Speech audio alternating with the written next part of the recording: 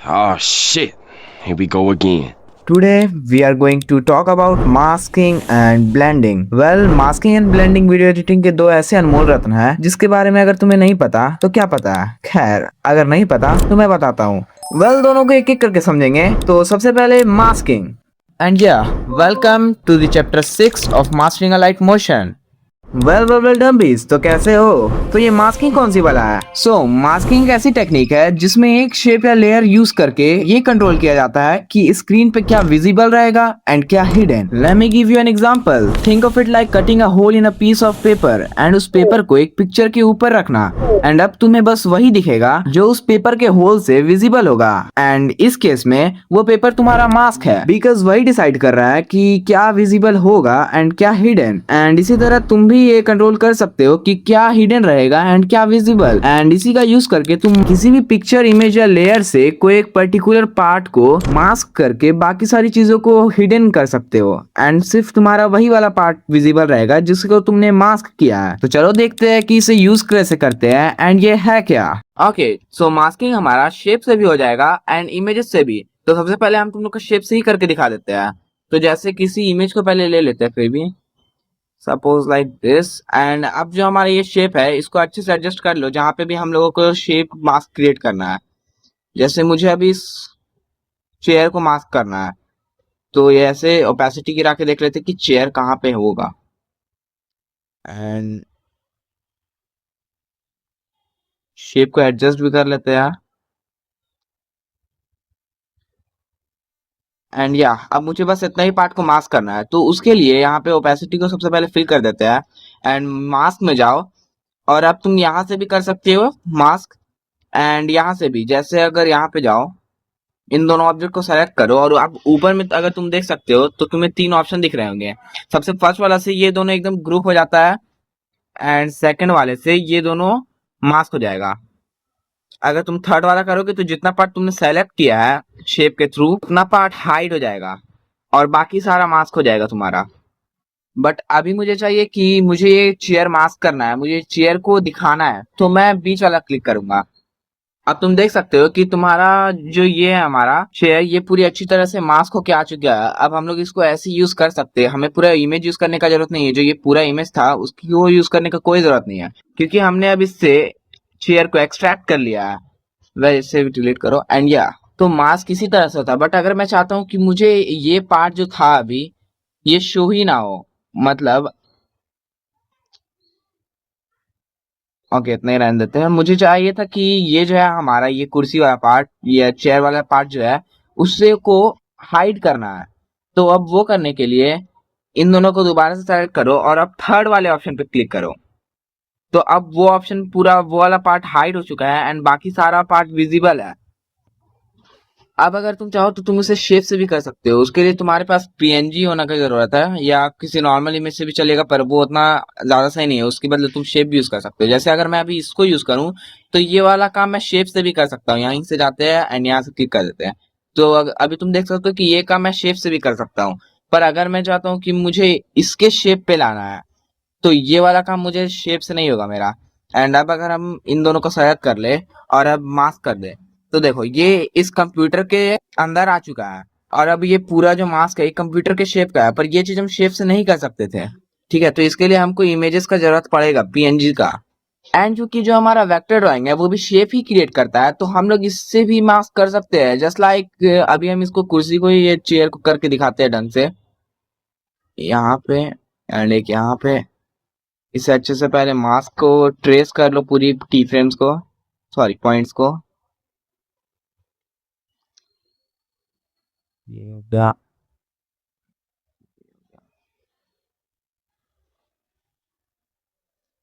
इसे पूरा फिल कर दो।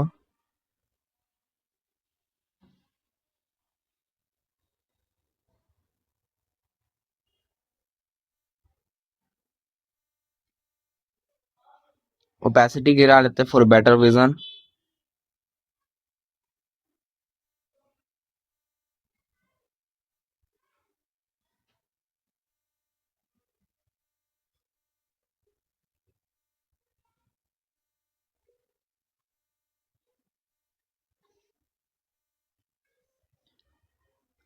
वेल अभी हम उतना बढ़िया से नहीं किए हैं क्योंकि हमको उतना काम नहीं था, हम अभी बस समझाने के लिए कर रहे हैं। तो अब हमको ये वाला का मास्क करना है, तो इसे हम मास्क कर देते हैं। एंड अभी ये वाला पार्ट मास्क, वेट पहले इसे डुप्लीकेट कर लेते हैं क्योंकि हमें दोनों चाहिए और इसको अलग से चाहिए। तो अब इसे मास्क कर देंगे। अब हमारा ये वाला जो चेयर था ये पूरा तरह से सेपरेट लेयर बन चुका है। तो अब हम लोग अगर चाहे तो इसके पीछे टेक्स्ट भी लिख सकते हैं, जैसे please let's select this font, black या रेड कर देते हैं। एंड अब अगर हम इसको इस वाले लेयर के पीछे रखेंगे तो ये देखो ये मास्क के चलते ऐसे आराम से अपना यूजेबल हो चुका है। यानी अब मैं इस चेयर के पीछे अपना टेक्स्ट या कोई भी और लेयर भी ऐड कर सकता हूँ, जैसे अभी इसको ही ऐड कर देते हैं। एंड इसे बस इस वाले लेयर के पीछे रखो और ये हो गया। तो इसी तरह से तुम मास्क कर सकते हो की फ्रेम्स के यूज करके भी। एंड अब अगर देखो तुम तो तुम इस पे जाओ एंड यहाँ पर भी तुम इसे ट्रेस करके अच्छे से मार्क कर सकते हो। जैसे अभी हम एकदम अगर रॉ ही में दिखाए तो एक, दूसरा, तीसरा, तो मैंने इसे मास्क कर दिया। अब मैं इस वाले पार्ट को हाइड कर दे रहा हूँ। ओके, हम उतना देर से क्या कर रहे थे कि इतना पार्ट को ही सेलेक्ट कर रहे थे, उतना देर से हम क्या कर रहे थे कि इतना पार्ट को सेलेक्ट कर रहे थे मास्किंग के लिए। बट अब हम चाहते हैं कि इतना हाइड हो जाए ताकि कंप्यूटर की स्क्रीन कंप्लीटली अच्छे से विजिबल हो और हम उसके पीछे भी कुछ रख सके। अब देखो अब कंप्यूटर का स्क्रीन जो है वो खाली है, अब उसके पीछे हम ऐसे करके किसी भी फ्रेम को इंसर्ट कर सकते हैं, जस्ट लाइक ऐसे। अब अगर हम इसको ऐसे हटा दे, छोटा कर दे इमेज को, तो देखो अब ये चीज कंप्यूटर के स्क्रीन में फिट हो गया है। तो तुम मास्किंग की हेल्प से ये सब भी कर सकते हो।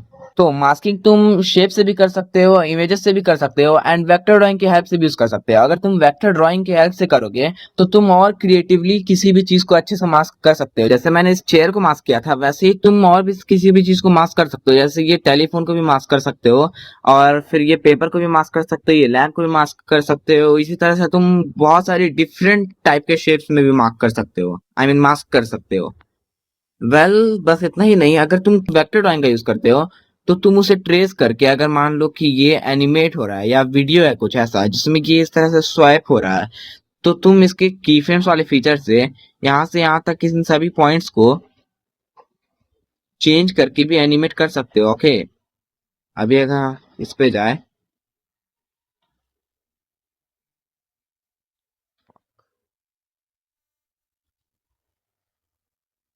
तो ये देखो जैसे अभी हम इतना को एनिमेट किए, तो वैसे ही अगर कोई वीडियो है तो तुम उसको भी एनिमेट कर सकते हो। अब अगर इस पे जाए तो ये देखो इस तरह अगर कोई वीडियो है तो तुम उसको भी की फ्रेम्स लगा करके वेक्टर ड्राइंग पे, अगर उस वीडियो के हिसाब से पर्सपेक्टिव चेंज करके तुम उसे ट्रेस कर लेते हो तो तुम उसको भी और अच्छे से मार्क कर सकते हो। मीन्स वेक्टर ड्राइंग की हेल्प से तुम बहुत ही क्रिएटिवली कोई भी काम कर सकते हो। And now we are blending. Well, this is not ethanol blending from Nathanol Gadkari. That sucks. Okay, blending मतलब होता है दो या मल्टीपल लेयर को कंबाइन करना जिससे वो एक दूसरे के साथ अच्छे से मर्ज हो जाए। वेल समझो, जब भी हम एक लेयर को दूसरे लेयर के ऊपर रखते हैं तब वो नीचे वाले लेयर को कवर कर देता है, पर अगर हमें चाहिए कि वो दोनों इमेज सेम ही लगे then we use this MF called blending. And वो एक दूसरे से ब्लेंड किस तरह होगा वो ब्लेंडिंग मोड डिसाइड करता है। एंड हमारे पास मल्टीपल ब्लेंडिंग मोड्स हैं, तो चलो इन सभी चीजों को समझते हैं। सो ब्लेंडिंग का फीचर यूज कैसे होता है? ब्लेंडिंग का फीचर यूज करने के लिए सबसे पहले इमेज ऐड कर लेते हैं and this time I go for this one. इसे फिल कर देते हैं एक बार। एंड अब देखो अब अगर हम यहाँ पे शेप ऐड करें एंड इसको ऊपर रखे और इसका रेड कलर कर दिए, यहाँ रेड ही रखते हैं अभी। एंड अब तुम देखो कि ये इस लेयर को कम्प्लीटली हाइड कर दे रहा है, बट ब्लेंडिंग का मोड यहाँ से आता है। यहाँ पे अगर तुम आओगे, जैसे इस लेयर पे क्लिक किए तो यहाँ पे तुम्हें दिख रहा होगा ब्लेंडिंग एंड ओपेसिटी, यहाँ पे जाओ। एंड अब तुम्हें इतना सारा जो dark and light and contrast difference colour mask ये सब दिख रहा है, ये सब ब्लेंडिंग मोड ही है। ठीक है, मास्क तो नहीं है बट हाँ एक तरह से कह सकते हो कि ये भी है। बट ये सारा तुम्हारा जो है यही सब है ब्लेंडिंग मोड्स। तो अभी अगर हम इसमें डार्कन में जाए और इसको क्लिक करें तो देखो पूरा स्क्रीन रेड हो चुका है कम्प्लीटली और ये पूरा मर्ज लग रहा है। जैसे ये जो हमारा बेस इमेज जो है वही है हमारा रेड कलर का, बट ऐसा नहीं है, हमने ऊपर से उसे रेड किया है। अब अगर यहाँ पे कोई और कलर भी सेलेक्ट करे, जैसे इसमें जाओ एंड अब ब्लू सेलेक्ट किया तो देखो ये ब्लू पे हो गया, और अगर एकदम डार्क ब्लू डीप ब्लू करना है तो ये करो। एंड इसी तरह कोई और भी कलर पे जा सकते हैं, जैसे येलो वाइट वाइट तो नॉर्मली हो जाएगा। ये जो रेड है हमारा सेलेक्ट किया हुआ, ये रेड से भी तुम डिफरेंट कर सकते हो। जैसे अभी कलर वन में जाएंगे तो थोड़ा सा डिफरेंट हो, वेट, यस, डार्क कलर में जाएंगे तो डिफरेंट है, लाइटन में ये उतना वर्क नहीं करेगा, एकदम अजीब सा दिखेगा, देख सकते हो। ये डार्क कलर तुम्हारा डार्कन से ही ज्यादा सही होगा अगर तुम डार्क कलर में ब्लेंड करना है तो। और अगर लाइट कलर ब्लेंड करना है तब तुम्हें लाइटन में ही जाना होगा, कॉन्ट्रास्ट में जाओ, और यहाँ पे भी देख सकते हो कि डिफरेंट डिफरेंट हम लोगों के पास ब्लेंडिंग मोड्स है। एंड डिफरेंस में भी, डिफरेंस का क्या है तुम्हारा कि ये नेगेटिव कर देता है। जैसे अगर अभी हम यहाँ पे एक टेक्स्ट लेयर ऐड करें, सॉरी शेप ऐड कर देते हैं, जस्ट लाइक दिस वन, और अब हम चाहते हैं कि इतना पार्ट जो है ये इसका कलर इन्वर्टेड दिखे, तो हम यहाँ से व्हाइट में जाएंगे एंड डिफरेंस में जाएंगे एंड डिफरेंस क्लिक कर देंगे। अब देखो ये पूरा इन्वर्टेड हो चुका है। अगर यहाँ पे अभी फोर अ पॉइंट से कॉपी करते हैं एंड इसको पूरा स्ट्रेच कर देते हैं, तो देखो ये इसका जो कलर है उसको पूरा ही इन्वर्टेड करके दिखाता है। अब इन्वर्टेड अगर तुम्हें नहीं पता तो मैं उतना एक्सप्लेन नहीं कर सकता, बस इतना जान लो कि ये तुम्हारे कलर के कलर व्हील से एकदम अपोजिट कलर पे जाता है एंड उसे सेलेक्ट करा देता है। A bit complex but easier than you think. Okay, इसको हटाओ। तो अभी तक ये सब बताए एंड अब दिखाते हैं कि अगर तुम्हें कोई टेक्सचर वगैरह ब्लेंड करना है तो वो कैसे करेंगे। तो इसके लिए हम टेक्सचर भी लेकर आए हुए हैं। जैसे अभी हम इस पे चलते हैं एंड हाफ टर्न को पहले फिल करना होगा, fill composition area, and now blending mode में आओ, डार्कन में सेलेक्ट करते हैं एंड देखो डार्कन में करने के बाद ये कुछ ऐसा लग रहा है। अभी डार्कन में किए तो ये ऐसा लग रहा है। अगर अब हम लोग इसको लाइटनिंग में करके देखेंगे, जैसे कलर वन में इतना थोड़ा सा अजीब सा लग रहा है, बट अगर इसमें जाए या इसमें जाए तो ये टेक्सचर काफी ज्यादा सही लग रहा है। अगर इसे जूम कर दे तो भी इस पे चेंजेस आएंगे, देखो। एंड अब अगर लाइटिंग पे जाए तो लाइटन में इतना सही नहीं लगेगा, एकदम अजीब सा, देखो ये सब क्या, क्योंकि हम लोगों को डीप कलर को मर्ज करना है। ठीक है, इसमें जो, रुको, नॉर्मल में जो है हमारा ये व्हाइट कलर को हम लोग को हाइड करना है और जो डार्क पॉइंट्स है खाली उससे मर्ज करना है, तो उसके लिए हम लोग डार्कन का यूज कर रहे हैं। अब अगर कॉन्ट्रास्ट में जाए तो इसमें भी हो सकता है, यूज कर सकते हैं, बट बहुत ही ज्यादा अलग सा लग रहा है क्योंकि व्हाइट कलर जो है वो ओवरले हो जाता है, इसीलिए इसमें सब ओवरले टाइप का ही फील होगा सारा चीज, इसीलिए इसको यूज नहीं करते अगर हम लोगों को कभी भी टेक्सचर ब्लेंड करना होता है। एंड डिफरेंस एंड कलर वाले को भी यूज नहीं करते हैं, मेजरली हम लोग को यही यूज करते हैं। एंड अभी यहाँ से हटाते हैं एंड पेपर टेक्सचर को भी ब्लेंड करके दिखाते हैं। तो हम यहाँ पे एक पेपर टेक्सचर लेकर आ गए हैं 90 एंड फिल कर दिए। ओके, अभी हम फिल कर दिए इसको पूरा। और अब देखो, अब यहाँ पे अगर डार्कन में जाए तो यहाँ पे ब्लेंड कर दिए, ये पेपर टेक्सचर पूरा इसमें अच्छे से लग चुका है। तुम देखो चेंजेस देखो, हाँ वो थोड़ा डार्क हो जा रहा है, तो वो हम लोग एडजस्ट करने के लिए ओपेसिटी का भी यूज कर सकते हो। ओपेसिटी से ओपेसिटी का यूज करके इसको कर सकते हैं, जैसे ये, ठीक है। एंड अगर अभी लाइटन में जाए तो लाइटन में हमेशा का तरह खराब ही रहेगा क्योंकि अभी हम लोग को डार्क कलर को मर्ज करना है। एंड अगर ओवरले में देखा जाए तो ये वाला काफी ज्यादा सही लग रहा है, देखो। तो हम लोग इसको ओवरले में भी यूज कर सकते हैं। जिस तरह हम बताए थे कि ब्लेंड कैसा होगा वो ब्लेंडिंग मोड डिसाइड करेगा। तो हाँ, यहाँ पे तुम्हें आकर के अपने से सारे ब्लेंडिंग मोड्स ट्राई करने पड़ेंगे एक बार। अगर तुम बिगिनियर हो तो तुम्हें करने ही पड़ेंगे। एंड अगर तुम बहुत ही ज्यादा अच्छे से समझ जाते हो तो तुम्हें देख के समझ में आ जाएगा कि हाँ इसे किस पे ब्लेंड करना चाहिए।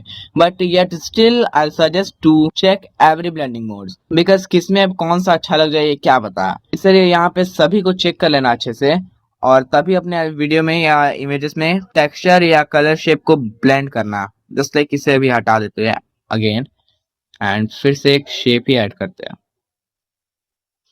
इस बार ग्रीन है, ठीक है।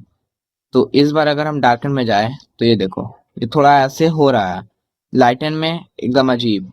और अगर हम अभी हम कलर में जाए तो ये देखो इसका यू चेंज हो चुका है। अब इतना भी हम अभी एक्सप्लेन नहीं कर सकते कि यू क्या है एक्सेट्रा एक्सेट्रा। अभी के लिए तुम बस इतना ही समझ लो कि कलर वगैरह को तुम डार्कन से ब्लेंड कर सकते हो अच्छे से, and different textures differently blend होते हैं। अब अगर तुम इसी टेक्सचर पे जाओ again, and now if we select this one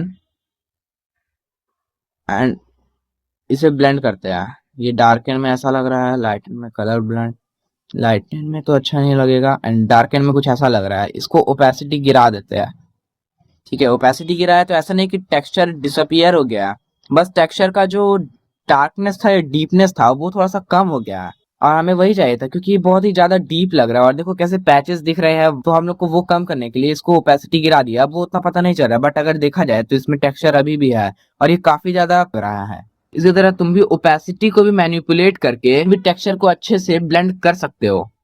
हाँ, फाइनली खत्म हुआ। तो यही सब था मास्किंग एंड ब्लेंडिंग में। If you have learned anything from the video then like the video and subscribe the channel. Will see you in the next video. तब तक के लिए साइनिंग ऑफ।